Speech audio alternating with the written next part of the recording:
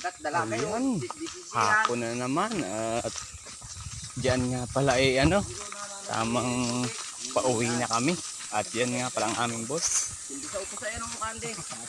At siyempre hapon na magkaabid naman tayo ng mga hayop natin. Ayun naman. Ayun, medyo nahihiya pa dyan humarap sa camera yung isa kong kasama. Yung isa sa kahulihan medyo may pakaway-kaway pang nalalaman.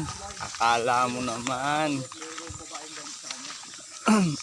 At malayo pa nga pala ang nilalakad namin dyan bago kami makalabas.